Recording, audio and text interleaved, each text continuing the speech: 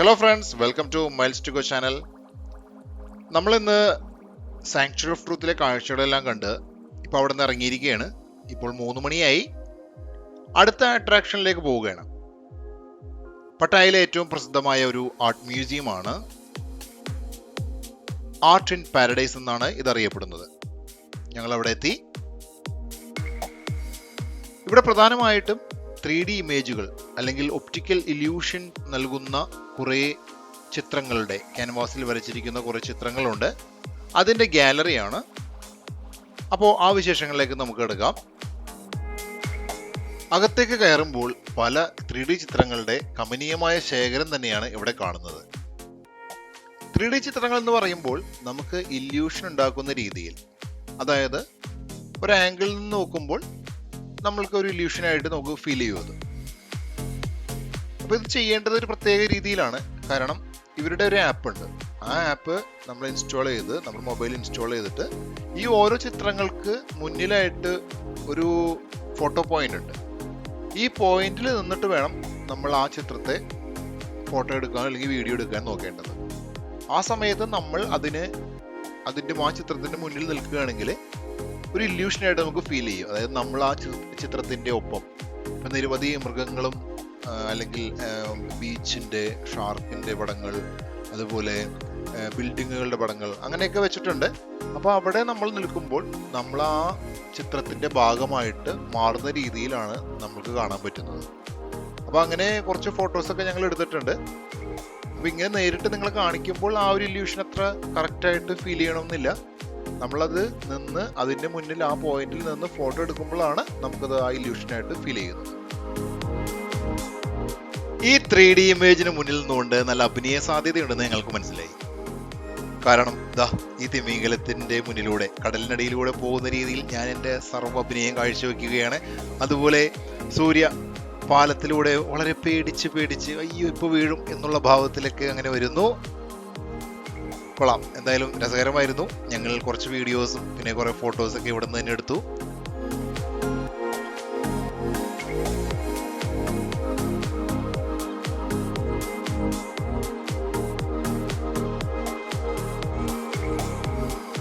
രണ്ട് നിലകളിലായിട്ടാണ് ഈ മ്യൂസിയത്തിലെ കാഴ്ചകളൊക്കെ ഒരുക്കിയിരിക്കുന്നത്. ഇപ്പൊ നിങ്ങൾ ആ വാട്ടർഫോളും ഒരു പാലവും കാണുന്നില്ലേ? ഇപ്പൊ നമ്മൾ ആ പാലത്തിന്റെ മീതെ നിന്ന് ഫോട്ടോ എടുക്കുകയാണെങ്കിൽ ശരിക്കും അതിലൂടെ നടക്കുന്നതായിട്ട് നമുക്ക് തോന്നും. അതുപോലെ പല തീമിലാണ് ഇപ്പോൾ കാണുന്നത്. ഈജിപ്ഷ്യൻ തീമിലുള്ള കാഴ്ചകളാണ്. അങ്ങനെ നിരവധി കാഴ്ചകളുണ്ട് ഈ മ്യൂസിയത്തിൽ. എല്ലാം കണ്ടു നടന്ന് ഞങ്ങൾ പുറത്തേക്ക് ഇറങ്ങി.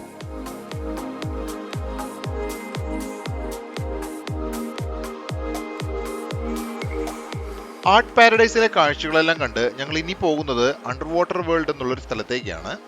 ഇതൊരു വലിയ അക്വേറിയമാണ്. നിരവധി കടൽ മത്സ്യങ്ങളും കടൽ ജീവികളെയൊക്കെ കാണാൻ പറ്റുന്ന രീതിയിൽ ഒരുക്കിയിട്ടുള്ള ഒരു വലിയ അക്വേറിയം. പോകുന്നത് ഒരു ഹൈവേയിലൂടെയാണ്. പട്ടായയിൽ നിന്ന് ബാങ്കോക്കിലേക്ക് പോകുന്ന ഹൈവേ ഉണ്ടല്ലോ, ആ ഹൈവേയിലൂടെ പോയിക്കൊണ്ടിരിക്കുകയാണ്. അങ്ങനെ കുറച്ച് സമയം കഴിഞ്ഞപ്പോൾ ഞങ്ങൾ അവിടെ എത്തി. ഇതുപോലെ ഡ്രൈവർ ഏട്ടൻ നേരെ ടിക്കറ്റൊക്കെ എടുക്കാനായിട്ട് പോയി. ഞങ്ങൾ അവിടെയുള്ള കാഴ്ചകളൊക്കെ കണ്ടു കിടക്കുകയാണ്.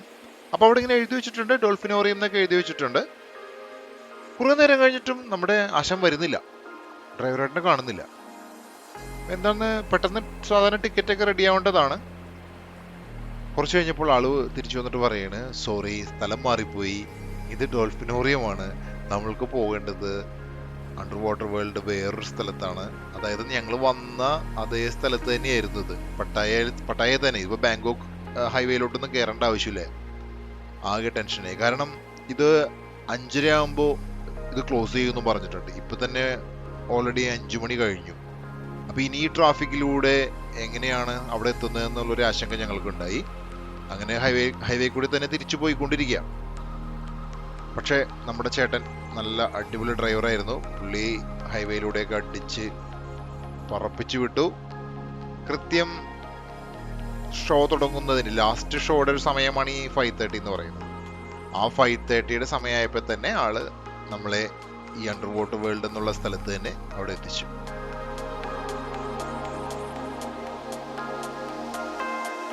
ഒരു വലിയ ടൈഗർ ഷാർക്കിന്റെ മോഡൽ ഇവിടെ ലോഗോയ്ക്കൊപ്പം എൻട്രൻസിൽ പ്രദർശിപ്പിച്ചിട്ടുണ്ട്.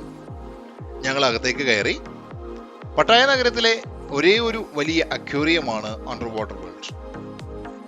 വർണ്ണാഭമായ പവിഴപ്പുറ്റുകളും അതുപോലെ നിരവധി കടൽ ജീവികളുടെയും പ്രദർശനമാണ് ഇവിടെയുള്ളത്. ഏകദേശം 150 മീറ്റർ നീളമുള്ള അക്രിലിക് തുരങ്കത്തിലൂടെ നടന്നിട്ട് വേണം നമുക്ക് ഈ കാഴ്ചകളൊക്കെ കാണാനായിട്ട്. ടണലിന്റെ ഇരുവശങ്ങളിലുമായിട്ടാണ് ഇതെല്ലാം ഒരുക്കി വെച്ചിരിക്കുന്നത്. അതുപോലെ കടലിന്റെ ആഴത്തിലേക്ക് ഇറങ്ങി ഒരു 180 ഡിഗ്രി കാഴ്ചകൾ സമ്മാനിക്കുന്ന രീതിയിലും ഇവിടെ നമുക്ക് അക്വേറിയം കാണാൻ പറ്റും. നിരവധി മേഖലകളിലായിട്ടാണ് ഇവിടെ ഓരോ ഐറ്റവും പ്രദർശിപ്പിക്കുന്നത്. കോറൽ റീഫിന് വേണ്ടി ഒരു സോൺ ഉണ്ട്, അതുപോലെ ഷാർക്ക് സോൺ, സ്റ്റിംഗ് സോൺ, അതുപോലെ ജെല്ലി ഫിഷുകളുടെ ഒരു വലിയ ശേഖരവും ഇവിടെ കാണികൾക്കായിട്ട് പ്രദർശിപ്പിക്കുന്നു.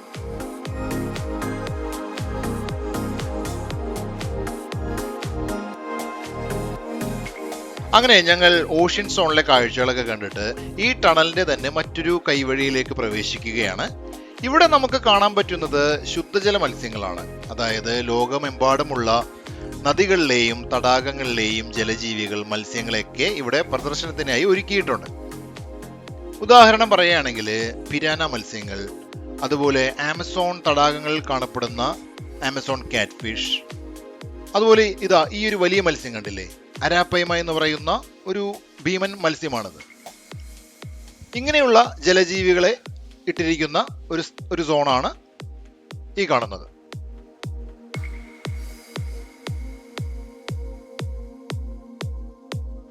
കുട്ടികൾക്കും മുതിർന്നവർക്കും ഒരേപോലെ ആസ്വദിക്കാൻ കഴിയുന്ന പട്ടായയിലെ ഒരു അട്രാക്ഷൻ തന്നെയാണ് അണ്ടർ വാട്ടർ വേൾഡ്. ഇതൊരു ഇൻഡോർ ആക്ടിവിറ്റി ആയതുകൊണ്ട് നമുക്ക് ഏത് സമയത്തും ഇവിടെ വരാം. അതായത് കാലാവസ്ഥയൊന്നും പ്രശ്നമേ അല്ല. ചെറിയ മത്സ്യങ്ങൾ മുതൽ വലിയ ഷാർക്കുകൾ വരെ ഇവിടെ പ്രദർശനത്തിനുണ്ട്. ഏകദേശം 1-2 മണിക്കൂർ കൊണ്ട്, ചിലപ്പോൾ 2 മണിക്കൂർ വേണ്ട, 1 മണിക്കൂർ കൊണ്ട് തന്നെ ഇതെല്ലാം കവർ ചെയ്യാം. അതുകൊണ്ട് പട്ടായയിൽ വരുമ്പോൾ ഈ ഒരു അട്രാക്ഷൻ കാണാൻ ആരും മറക്കരുത്. പ്രത്യേകിച്ച് കുട്ടികളായിട്ട് വരുന്നവർക്ക് വളരെ ഇൻട്രസ്റ്റിംഗ് ആയിട്ടുള്ളൊരു ഇവന്റ് തന്നെയായിരിക്കും അത്.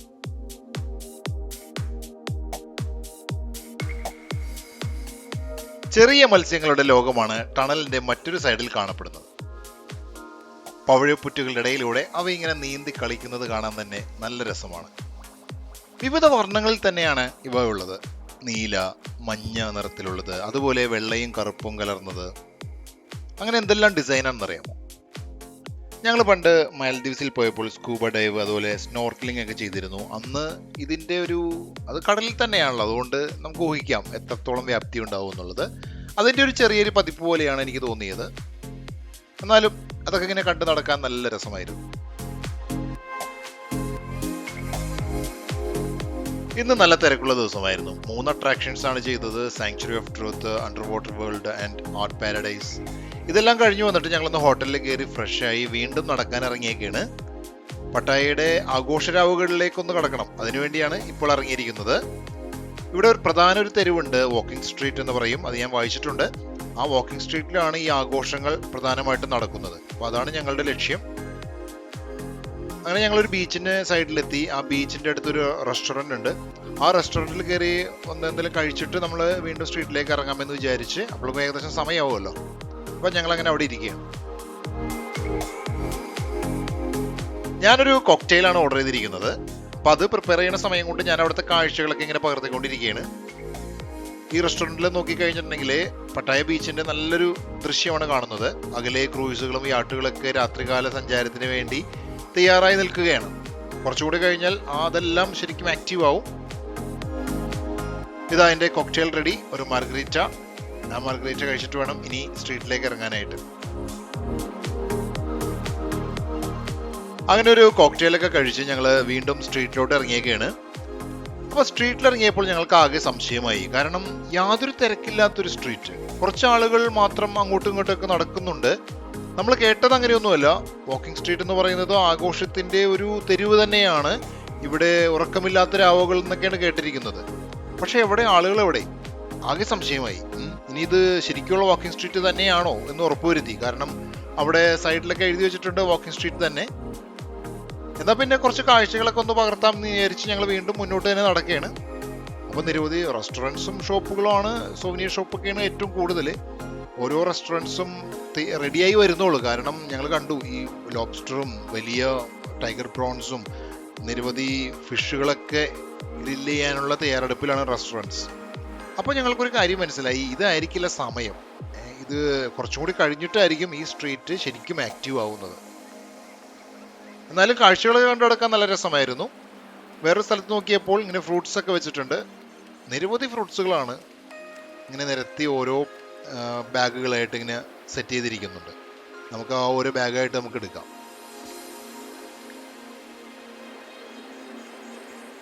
റെസ്റ്റോറൻറ്റുകളും പബ്ബുകളൊക്കെ ഇങ്ങനെ ആക്റ്റീവായി വരുന്നുള്ളൂ. അപ്പോൾ എങ്ങനെയെങ്കിലും കുറച്ച് സമയം കളഞ്ഞെടുക്കണം. എന്താ ചെയ്യാന്ന് ഞങ്ങളിങ്ങനെ ആലോചിച്ച് നടക്കുകയാണ്. തേജുനെയും കൊണ്ട് ഇങ്ങനെ സ്ട്രീറ്റിൽ കൂടെ അങ്ങോട്ടും ഇങ്ങോട്ടും നടന്നു കഴിഞ്ഞാൽ നമ്മൾ ടയേർഡാവും കുറച്ച്. പിന്നെ ശരിക്കുള്ള സമയത്ത് നമുക്ക് ആക്റ്റീവ് ആവാൻ പറ്റില്ല. അതെന്താ ചെയ്യാമെന്നിങ്ങനെ ആലോചിക്കുമ്പോഴാണ് നമ്മൾ മസാജ് സെൻറ്റേഴ്സ് കണ്ടത്. അതായത് ഈ റോഡിൻ്റെ ഇരുവശങ്ങളിലും നിരവധി മസാജ് പാർലറുകളുണ്ട്. അപ്പോൾ സൂര്യക്കൊരു ആഗ്രഹം, നമുക്ക് ഫുഡ് മസാജ് ചെയ്യാൻ കയറാം. കാരണം വേറെ ഒന്നുമല്ല, ഫുഡ് മസാജാണ് ഏറ്റവും പ്രൈസ് കുറവുള്ളത്. 200 ബാത്താണ് ഫുഡ് മസാജ് ചെയ്യാനായിട്ട്. എന്നാൽ പിന്നെ ആയിക്കോട്ടെ ഞാൻ വിചാരിച്ചു. ഏകദേശം 1 മണിക്കൂർ സമയം എടുക്കുക. അപ്പം അത്രയും സമയം നമുക്ക് കളയാലോ. പിന്നീട് സ്ട്രീറ്റ് ലൈവ് ആകുമ്പോൾ അങ്ങോട്ട് പോവുകയും ചെയ്യാം. അങ്ങനെ ഞങ്ങളൊരു മസാജ് സെൻറ്ററിൽ കയറി.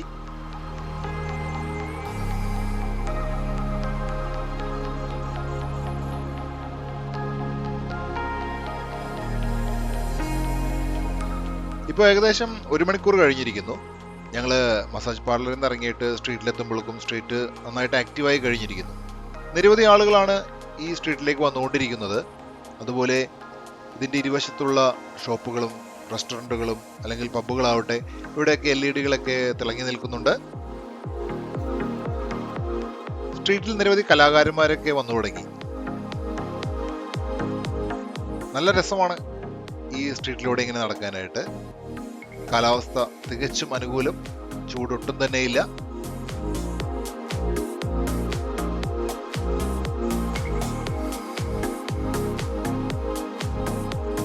പട്ടായ വാക്കിംഗ് സ്ട്രീറ്റിലൂടെ ദാ ഇങ്ങനെ വെറുതെ നടക്കുന്നത് തന്നെ അവിശ്വസനീയമായ ഒരു അനുഭവം തന്നെയാണ്. നിയോൺ ലൈറ്റുകളും നിറങ്ങളും സംഗീതവും ശബ്ദവും കലാകാരന്മാരും അതുപോലെ നിലയ്ക്കാത്ത പ്രവാഹമായി ആളുകളുടെ ഈ നടത്തവും എല്ലാം ഒന്ന് അനുഭവിക്കേണ്ട കാര്യം തന്നെ. ആ സമയത്ത് ഇരുവശങ്ങളിലുള്ള റെസ്റ്റോറൻറ്റുകളിൽ നിന്ന് നമ്മുടെ വായിൽ വെള്ളമൂറുന്ന രീതിയിൽ ഭക്ഷണത്തിന്റെ ഗന്ധം, ഒരു രക്ഷയില്ല. ചിലർക്കിത് വളരെ ആനന്ദകരമായിട്ട് തോന്നും. എന്നാൽ വളരെ ശാന്തത ഇഷ്ടപ്പെടുന്നവർക്ക് അത്രയധികം താല്പര്യം കാണില്ല. അവർ പോലും ഈ സ്ട്രീറ്റിലൊന്ന് വന്നു കഴിഞ്ഞാൽ അല്പസമയം ചെലവഴിക്കാതെ പോകില്ല. വൈകുന്നേരം 7 മണി മുതൽ പുലർച്ചെ 3 മണി വരെ ഈ തെരുവിൽ വാഹനങ്ങളെ അനുവദിക്കുന്നതല്ല. രാത്രി 8 മണിയോടെ മിക്ക സ്ഥലങ്ങളും തുറന്നിരിക്കും. അതായത് റെസ്റ്റോറൻറ്റ്സും ഈ ഷോപ്പുകളൊക്കെ. പക്ഷെ 10 മണിക്ക് മുമ്പ് അത്ര വലിയ ആക്ടിവിറ്റികളൊന്നും ഇവിടെ കാണില്ല. ലേറ്റ് നൈറ്റ് ആണ് ഈ സ്ട്രീറ്റ് അതിൻ്റെതായ ഒരു സ്വഭാവം കാണിച്ച് തുടങ്ങുന്നത്. തേജു സൂര്യയുടെ എൻ്റെ തോളത്തിരുന്നിട്ട് ചില സമയത്തൊക്കെ ഉറങ്ങും.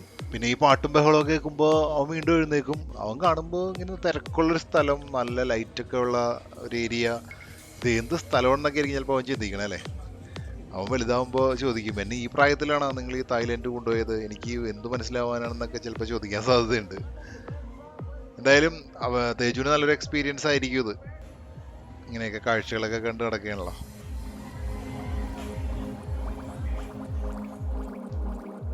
സ്ട്രീറ്റിന്റെ ഒരു സൈഡിൽ കുറച്ച് ആൾക്കാർ കൂടി നിന്നിട്ട് ബോൾ എറിയുന്ന ഒരു കാഴ്ച കണ്ടു. അപ്പൊ എന്താണെന്ന് അറിയാൻ വേണ്ടി അങ്ങോട്ട് ചെന്ന് നോക്കി. അപ്പൊ സംഭവം വേറെ ഒന്നുമല്ല, 2 പെൺപിള്ളേർ ഇങ്ങനെ പൊക്കത്തേറി ഇരിപ്പുണ്ട് കേട്ടോ. അവരുടെ സൈഡിലായിട്ട് ഒരു സ്മൈലി ഫേസ് ഇങ്ങനെ ഒരു കമ്പില് ഇങ്ങനെ വെച്ചിട്ടുണ്ട്. അപ്പൊ നമ്മൾ എന്താ ചെയ്യേണ്ടതെന്ന് വെച്ചിട്ടുണ്ടെങ്കിൽ നമുക്ക് ഓരോ ബോൾ തരും. ഒരു 3 ബോളായിരിക്കും ഒരു സെറ്റായിട്ട് തരുന്നത്. പൈസ കൊടുക്കണം. അപ്പൊ അത് വെച്ചിട്ട് എറിയണം. എറിഞ്ഞു കഴിഞ്ഞ് അതിൽ കൊണ്ടാലായിരിക്കും ചിലപ്പോൾ എന്തെങ്കിലും വല്ല റിവാർഡ് എന്തെങ്കിലും ഉണ്ടാവും. കൊണ്ടില്ലെങ്കിൽ ഈ പെണ്ണുങ്ങൾ നടന്നിട്ട് എന്നൊക്കെ പറഞ്ഞ് ഒച്ചയൊക്കെ എടുക്കും. ഞാൻ അത്ര നേരം നോക്കി നിന്നിട്ട് ആരും കൊള്ളിക്കണമൊന്നും കണ്ടില്ല.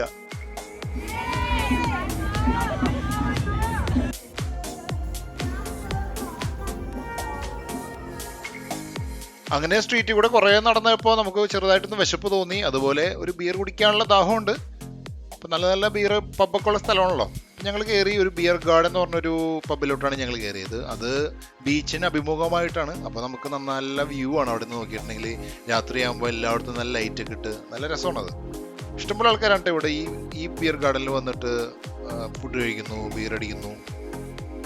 പിന്നെ അതിൻ്റെ പരിസരമൊക്കെ നന്നായിട്ട് നല്ല വൃത്തിയാണ്. അതായത് കുറച്ച് ചെടികളൊക്കെ വെച്ചിട്ട്, ചെടി എന്ന് വെച്ചിട്ടുണ്ടെങ്കിൽ പ്ലാസ്റ്റിക് പൂക്കളാണ്. അത് ഇപ്പോൾ ഈ കാണുന്ന വെള്ളയും പിങ്ക് കളറിലുള്ള പ്ലാസ്റ്റിക് പൂക്കളൊക്കെ വെച്ചിട്ട് നന്നായിട്ട് അലങ്കരിച്ചിട്ടുണ്ട്.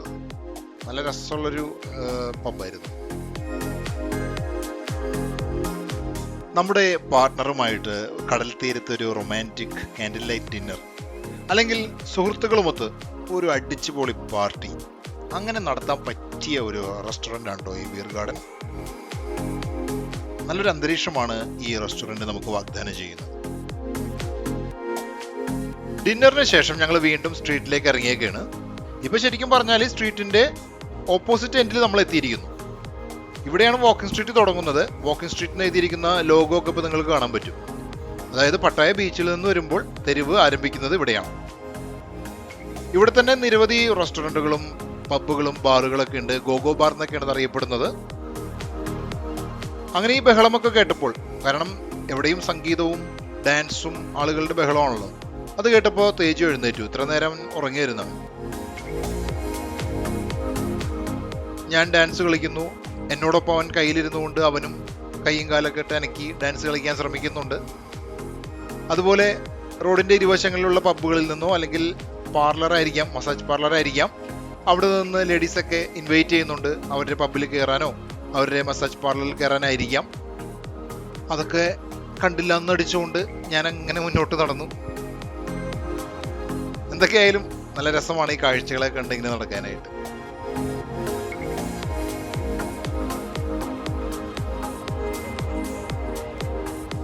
വാക്കിംഗ് സ്ട്രീറ്റിനെ ചുവന്ന തെരുവെന്നോ അല്ലെങ്കിൽ നൈറ്റ് ക്ലബ്ബുകളുടെ തെരുവെന്നൊക്കെ വിശേഷിപ്പിക്കാറുണ്ട്. പക്ഷെ നിങ്ങളൊരു കാര്യം ഓർക്കണം, ഇവിടെ അതുമാത്രമല്ല പ്രാധാന്യമായിട്ടുള്ളത്.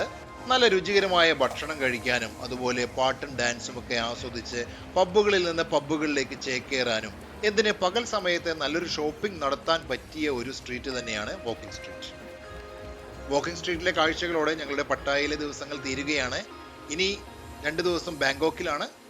ബാങ്കോക്കിലെ കാഴ്ചകളുമായി അടുത്ത എപ്പിസോഡിൽ. Bye bye.